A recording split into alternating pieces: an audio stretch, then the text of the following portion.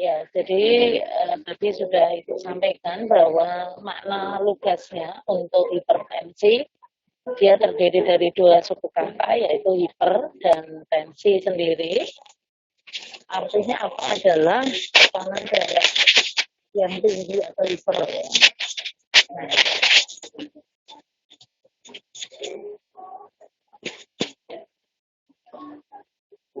tekanan darah yang tinggi ini bukan darahnya yang banyak, ya saudara, tetapi darah itu akan dipompa ke seluruh tubuh oleh jantung kita dan dia memerlukan tekanan yang cukup tinggi. Itulah yang disebut dengan hipertensi. Sekali lagi mohon pengertian ini tidak disalah maknakan ya, bahwa tekanan darah tinggi itu darahnya yang banyak, bukan. Jadi darah pada setiap orang normal adalah 5 liter ya. Itu adalah apa namanya? Cardiac output. Cardiac output itu adalah kalau di fisiologi dulu mungkin ya, saudara, alhamdulillah ini Mbak Yulianita ya sudah saya screen ya. Mungkin slide kedua, Mbak sayang nggak apa-apa, Ibu juga baca, monggo diikuti aja. Jadi kalau di fisiologi bahwa darah kita itu dipompa oleh jantung. Kalau boleh saya ibaratkan ya semacam kayak pompa air ya, Shihitsu atau apa namanya ini ya, sanyo kayak gitu-gitu, itu jantung kita. Jadi tekanan darah tinggi adalah darah yang dipompa ke seluruh tubuh itu memerlukan tekanan yang cukup tinggi. Itulah yang disebut dengan hipertensi. Ya, jadi apa namanya, hipertensi sendiri ya ini memang ada satu ukuran tekanan darah berarti lebih dari 120 per 80. Ya, ada yang bilang lebih dari 130 per 90, juga ada yang seperti itu. Kemudian saudara,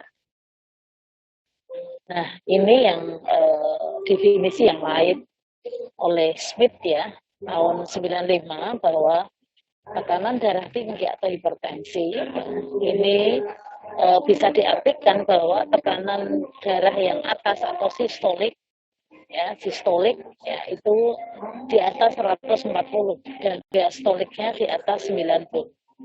Ya ini. Jadi nanti coba kita akan jelaskan ya kenapa kok hipertensi ya ini merupakan satu hal yang perlu kita pahami ya. Ya, oke. Bisa masuk ya. Oke.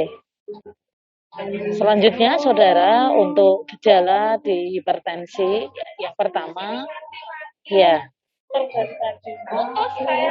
ya, ini ada pusing, kemudian kaku kuduk, ya, kemudian sulit tidur.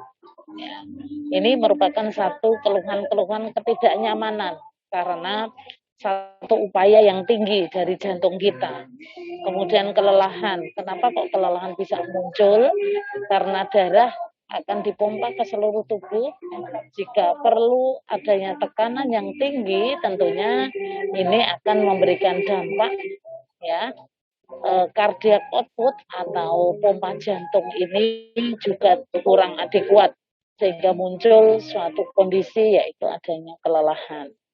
Kemudian ada gejala lain yaitu antara lain ada mual, muntah, sesak nafas, gelisah, dan pandangan kabur. Ini nanti coba kita cermati satu-satu. Baik, saudara, ini kalau kita mau coba mengurai hipertensi itu atau terbagi dari berapa macam ya. Coba kita flashback. Jadi hipertensi itu ada yang dikatakan adalah hipertensi primer atau esensial. Esensial itu hipertensi yang apa ya namanya, dari awal itu sudah terjadi satu kondisi tekanan darah yang tinggi. Nah, ini kalau di beberapa sumber memang dikatakan tidak diketahui penyebabnya. Kemudian hipertensi juga bisa disebabkan oleh karena penyakit lain. Nah, ini yang disebut dengan hipertensi sekunder. Nah, oke. Nah, hipertensi primer, saudara, yang pertama adalah disebabkan oleh karena genetik ya.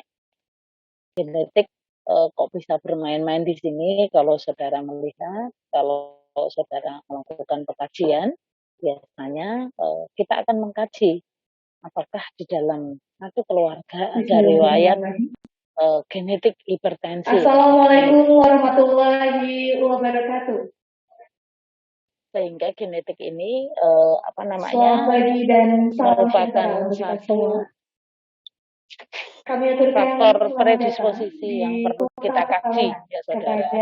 Nah, kenapa kok genetik ini bisa mempengaruhi terjadinya satu hipertensi? Sekali lagi bahwa hipertensi secara genetik ini melibatkan hormon stres atau adanya satu kelainan ekskresi atau pengeluaran.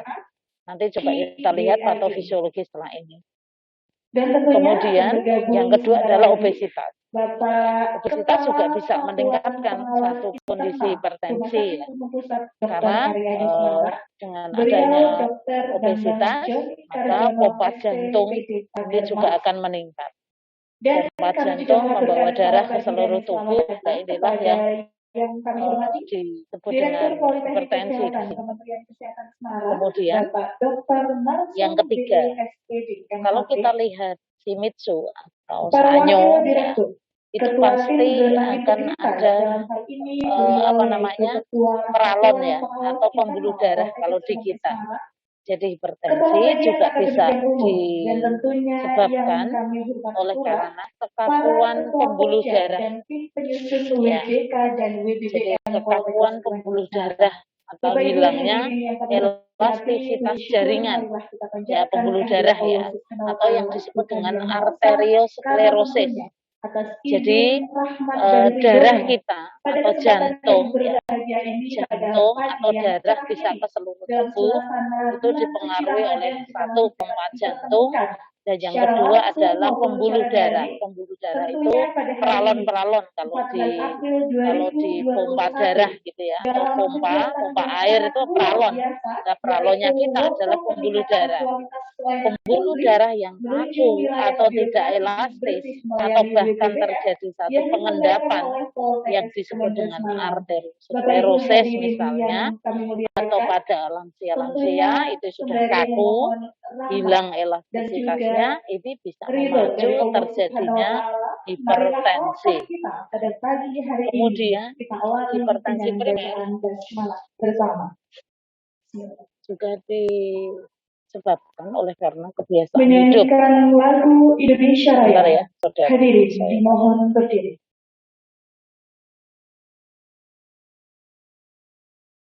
Bentar saudara, saya mau nyanyi Indonesia Raya dulu.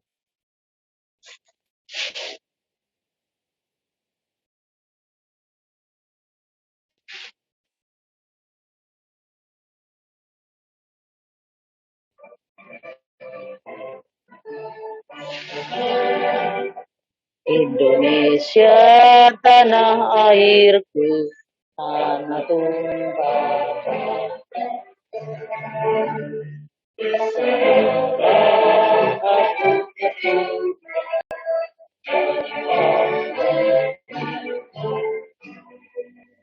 Indonesia kebangsaan, bangsa dan tanah air. Marilah kita bersatu, Indonesia bersatu. Hiduplah tanahku, hiduplah negeriku, bangsaku, rakyatku semuanya. Jiwanya, bangunlah badannya, untuk Indonesia Raya. Indonesia Raya, merdeka, merdeka, tanahku, negeriku yang merdeka. Indonesia Raya, merdeka, merdeka, hiduplah Indonesia Raya. Indonesia Raya, merdeka, merdeka, tanahku, negeriku yang merdeka. Indonesia Merdeka, merdeka, hiduplah Indonesia Raya.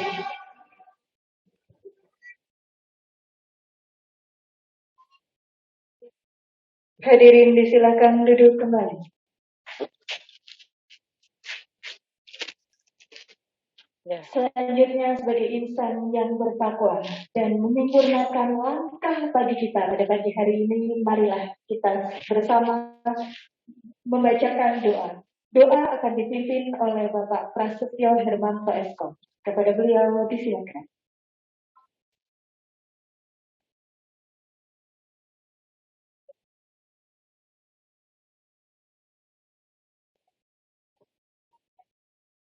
Baik saudara, sebentar ya, tak berdoa sebentar, saudara. Setelah ini nanti kita lanjutkan. Bismillahirrahmanirrahim. Assalamualaikum warahmatullahi wabarakatuh. Bapak Ibu sekalian, mari kita tunjukkan kepada Allah Subhanahu wa Ta'ala. Doa akan kami pimpin dalam ajaran Islam dan Bapak Ibu yang lain mohon berkenan. A'udzu billahi minasyaitonir rajim. Bismillahirrahmanirrahim. Alhamdulillahi rabbil alamin. Hamdan syakirin, hamdan alim, hamdan yuafi ni'amahu wa yukafi majidah. Ya Rabbana lakal hamdu kama yanbaghi li jalali wajhikal karim wa azimi mulkika. Allahumma arinal haqqa haqqan wa arina al-batila wa arinal batila batilan warzuqna ijtinabah. Ya Allah, ya Rahman, ya Rahim. Pada hari ini kami berkumpul di sini untuk melaksanakan workshop peningkatan kualitas pelayanan publik menuju wilayah birokrasi berkelanjutan. Ya Allah, kami mohon bimbingan-Mu, kami mohon petunjuk-Mu agar pelaksanaan 2 hari ke depan diberikan kelancaran. Jadikanlah apa yang kami lakukan sebagai sarana ibadah kepada-Mu.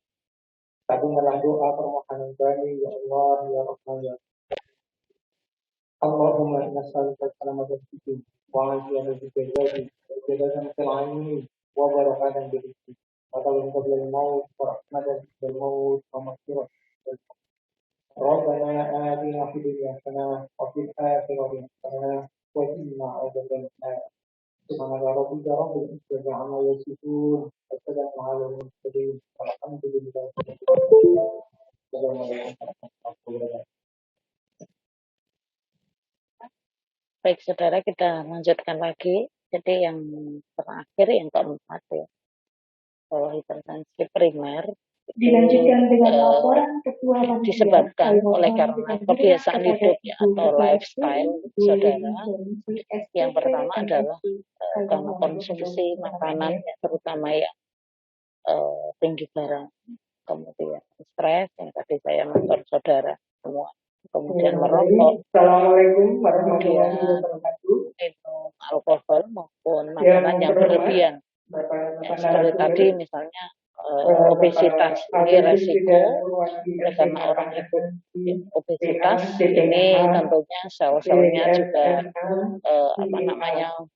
ya banyak dan besar yang memerlukan makanan yang banyak pula sehingga insulin juga dituntut akan lebih tinggi. Dan yang kami hormati Bapak Direktur Wamenkes Semarang, Bapak Dr. Hipertensi sekunder saudara. Ya, hipertensi sekunder itu hipertensi yang disebabkan oleh karena penyakit atau kondisi lainnya. Ini yang disebut dengan sekunder ya. Kalau primer itu kadang tidak diketahui penyebabnya dan itu tidak karena pengaruh penyakit yang lainnya. Jadi yang pertama kalau saudara mendengar misalnya orang yang sakit ginjal, ini juga bisa ya, atau bahkan dua-duanya hipertensi bisa menyebabkan penyakit ginjal atau ginjal juga bisa meningkatkan tingginya tekanan darah. Misalnya ya, di sini adalah adanya satu kondisi radang glomerulus atau radang pada glomerulus atau disebut dengan glomerulonefritis, radang pada glomerulus dan ginjal atau glomerulus pada ginjal. Glomerulus adalah alat untuk menyaring darah yang ada di ginjal untuk berubah menjadi adanya urin. Nah, ini adanya satu peradangan di sana, ya, sehingga apa? Sehingga ginjal tidak mampu untuk menyaring darah, kemudian membentuk urin, ya, sehingga beban pada darah khususnya di vena cava inferior ini akan tinggi sehingga bisa menyebabkan terjadinya hipertensi. Kemudian penyebab lainnya misalnya masuk ginjal ini misalnya pyelonefritis, pyelonefritis itu radang pada nefron, ya, terutama pada di pyelem. Kemudian nekrosis tubular akut ini juga sama. Kalau saudara ingat di patofisiologi ginjal itu ada glomerulus, ya, kemudian ada tubulus proximal, tubulus distal dan sebagainya. Nah, ini ada nekrosis di tubulus tadi. Ya, ini juga bisa menyebabkan hipertensi. Kemudian vaskuler, ya, vaskuler itu pembuluh darah. Seperti yang tadi Ibu sampaikan bahwa darah akan diantarkan ke seluruh tubuh oleh jantung melalui pembuluh darah. Kondisi pembuluh darah yang kaku atau pembuluh darah yang kotor, misalnya ada plak-plak arteriosklerosis atau arteri yang kaku, sklerosis itu kaku, arteri itu arteri, jadi arterinya kaku. Ini juga bisa menyebabkan adanya hipertensi. Kemudian hiperplasi itu apa? Hiperplasi itu pertumbuhan jaringan. Hiperplasi itu ya bisa tumor, bisa kanker juga bisa, ya. Hiperplasi itu peningkatan pertumbuhan jaringan. Kemudian trombosis sama, trombosis ini adalah adanya satu penyumbatan ya yang ada di vaskuler. Hiperplasia itu adalah pertumbuhan jaringan vaskuler yang banyak, artinya begitu berlebihan. Kemudian aneurisma, ya, ini juga sama. Kemudian emboli, ini temannya trombosis atau trombus, ya, kolesterol yang menyangkut di pembuluh darah, ya, sehingga pembuluh darahnya tidak lancar, ini juga bisa menyebabkan hipertensi sekunder. Ya. Kemudian selanjutnya adalah kelainan endokrin. Kelainan endokrin, ya, ini salah satunya adalah evaluasi zona integritas oleh tim penilai nasional secara ini sebagai contohnya adalah diabetes mellitus atau DM, ya. Kemudian hipertiroid ini adalah kelainan endokrin yang nanti coba kita cek lagi.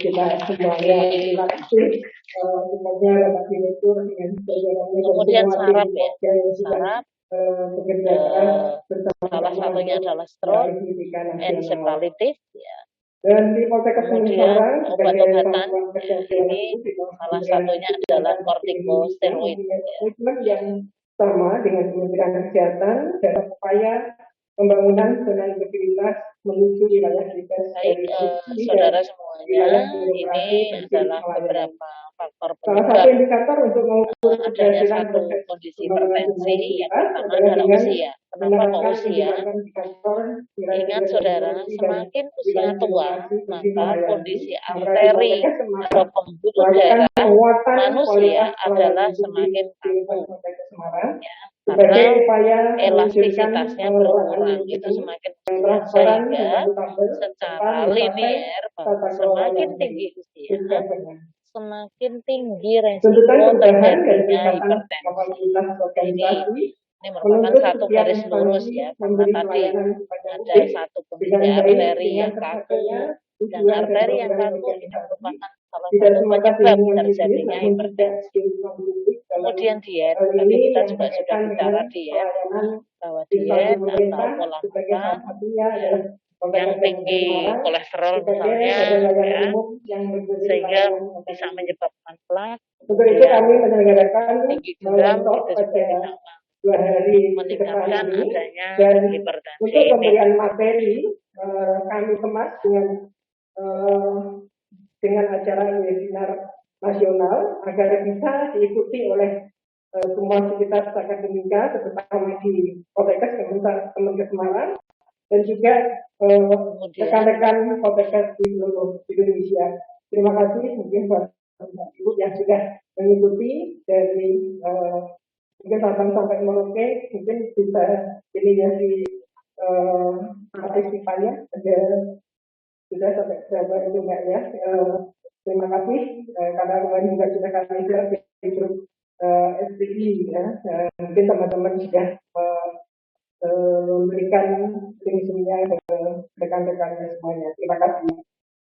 Dan tujuan workshop ini adalah untuk yang pertama memberikan pemahaman tentang kemudian penyebab adanya hipertensi. Yang pertama adalah stres ya. Saudara, selain diet, selain usia, juga ada stres. Yang kedua karena stres ini tentunya akan memacu adanya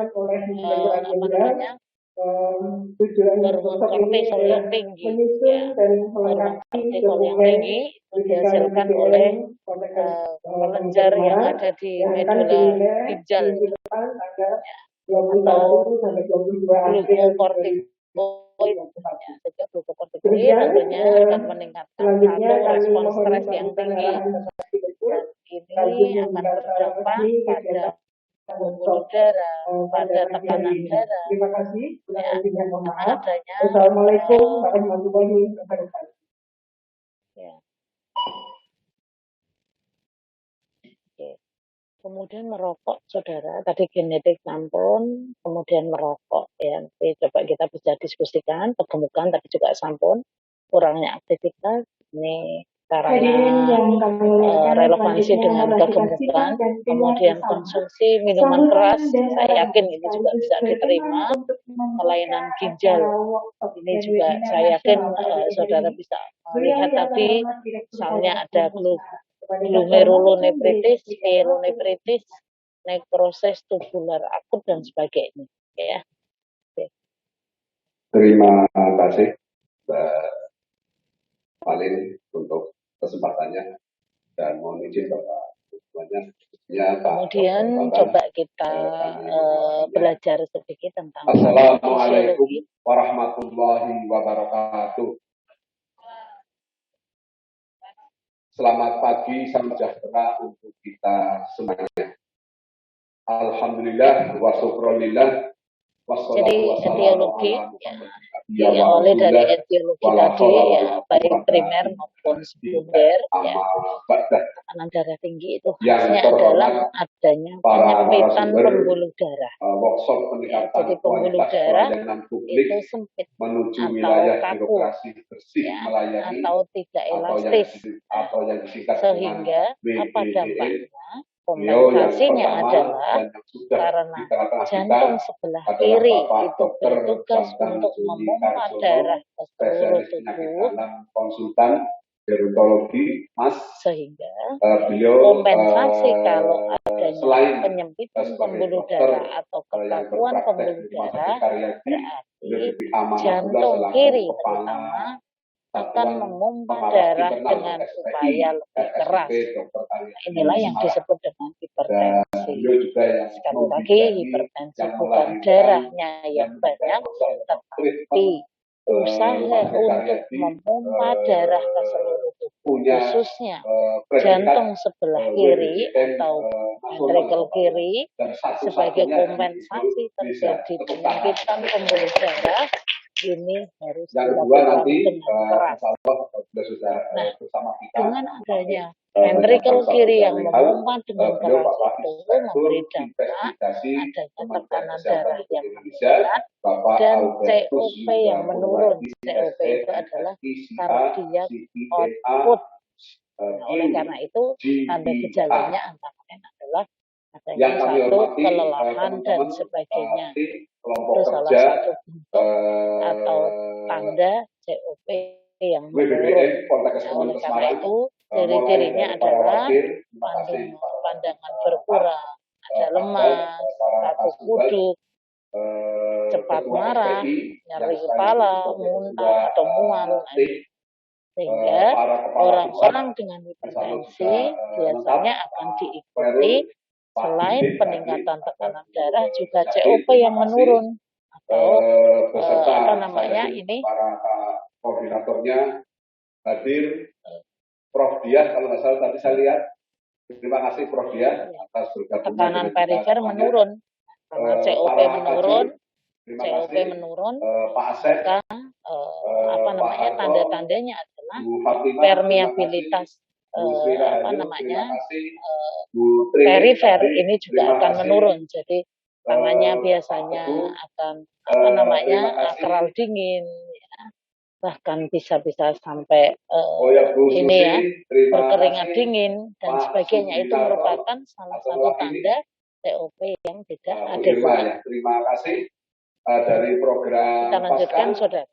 saya rasa ada yang mewakili, Bu Dr. Meli, atau warga ya Prof. Dia juga otomatis ya, otomatis Prof. Dia. Jadi Prof. Dia sekarang secara administrasi tercatat sebagai warga pasca ya Prof. Ya. Baik saudara, ini adalah range darah itu dikatakan hiper atau tidak.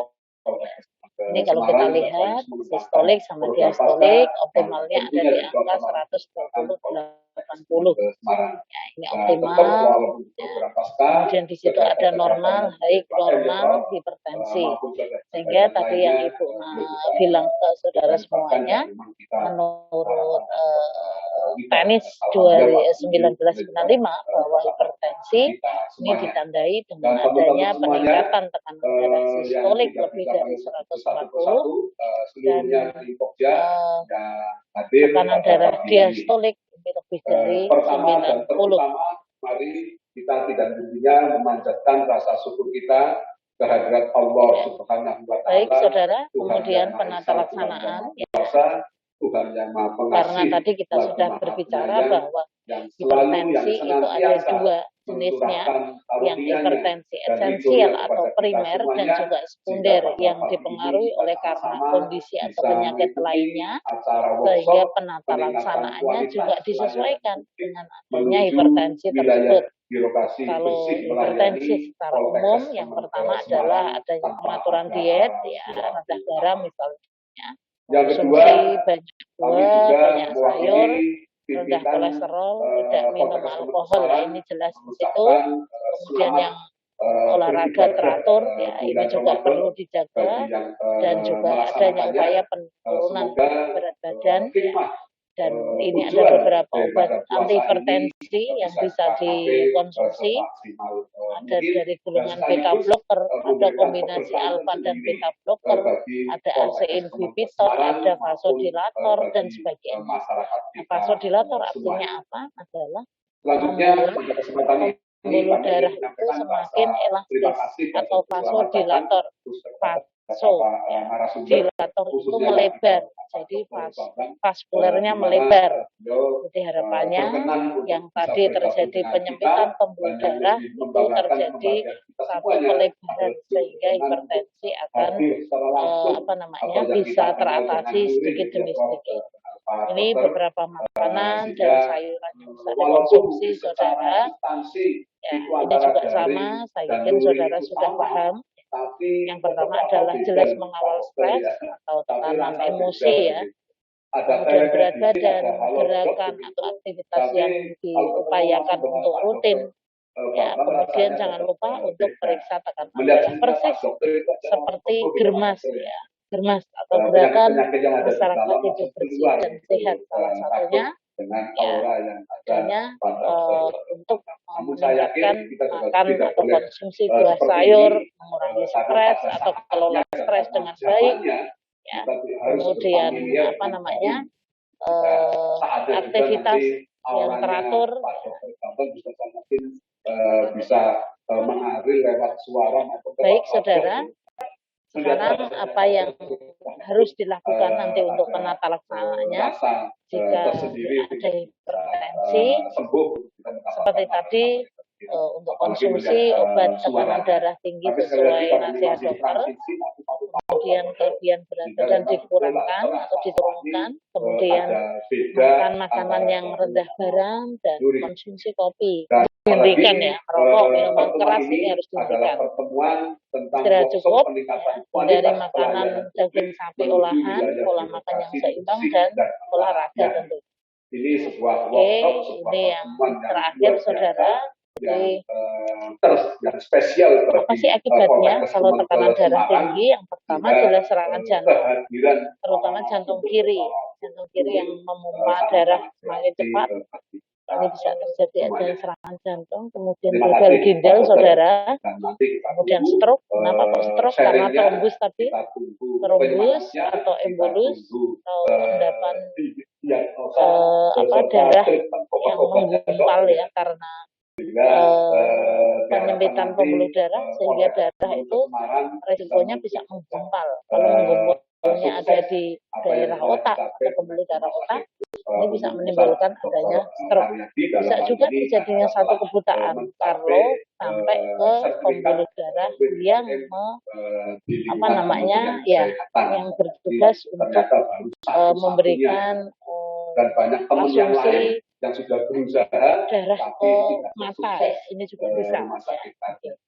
Ingat saya dulu sampai di sini dulu ada yang mau ditanyakan monggo sebelum nanti kita mengerucut ke hipertensi khusus kehamilan atau yang disebut dengan preeklamsi. Monggo kalau ada yang mau menanyakan atau di room chat bisa disampaikan saudara.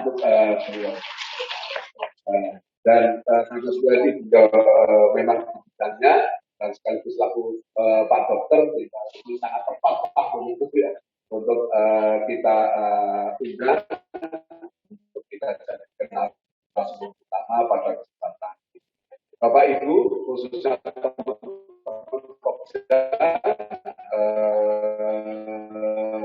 yang kami banggakan dan kami hormati.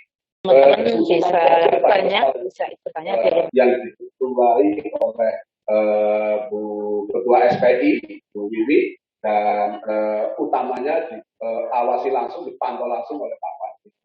Dua tentu wakil yang lain dan oleh kami. Namun sebetulnya secara personal, secara anggota, rasa-rasanya semua pengelola ini ya.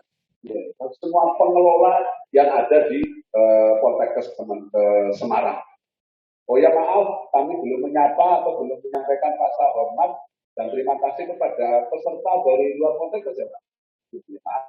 Ya terima kasih kepada para peserta dari luar Poltekkes.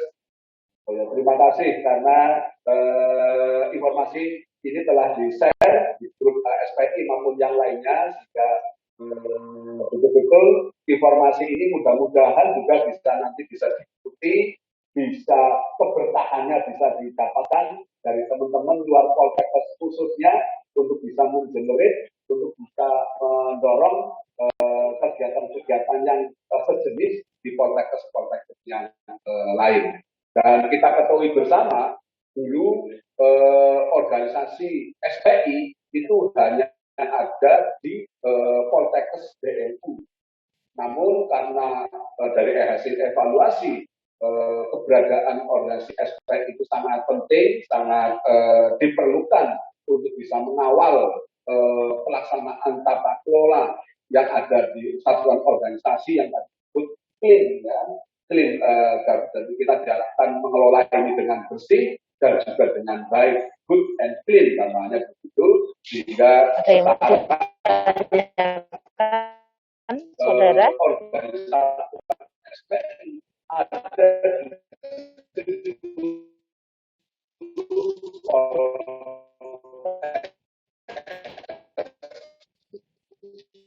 jadi walaupun belum BNU mereka juga ada organisasi lanjutkan dulu ya. seluruh Indonesia Mbak Yunia sampai Rote, berarti NTT juga Rote ya, pada sampai Kupang. Terima kasih bergabungnya dan juga biasanya teman-teman dari Poltek juga sebagian bergabung secara daring. Terima kasih bergabungnya, mudah-mudahan sekali lagi pertemuan kali ini bukan hanya memberikan manfaat kepada Poltek sekarang, tapi juga memberikan manfaat kepada seluruh Poltek seluruh Indonesia, kepada badan PPSDN, Kementerian Kesehatan, dan pada akhirnya adalah kita bisa memberikan pelayanan yang lebih baik kepada masyarakat.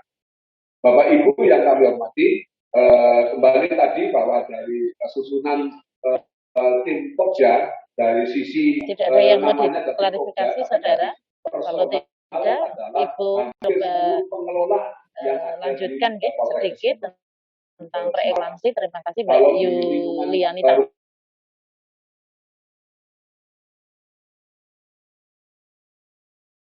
Rumah Sakit Dr. Karyadi. Baik, saudara.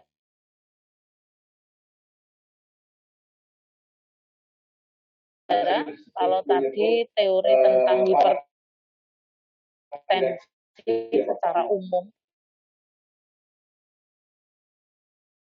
bahwa bisa kita simpulkan bahwa tekanan darah yang khusus dan tekanan darah yang tinggi, sehingga hipertensi ini tidak hanya disebabkan karena pompa darah yang berat, tapi juga disebabkan oleh karena tahanan perifer atau pembuluh darah yang kaku, ya, dengan segala contohnya tadi atau yang disebut dengan arteriosklerosis. Nah, hipertensi yang terjadi pada kehamilan ini disebut dengan preeklamsi. Terutama adalah kehamilan lebih dari 20 minggu. Jadi ada satu klausa yang harus kita perhatikan. Kalau preeklamsi itu terjadi lebih dari 20 minggu, kalau kurang dari 20 minggu namanya adalah hipertensi dalam kehamilan atau DK. Ini jadi hipertensi dari mulai awal itu namanya adalah hipertensi dalam kehamilan.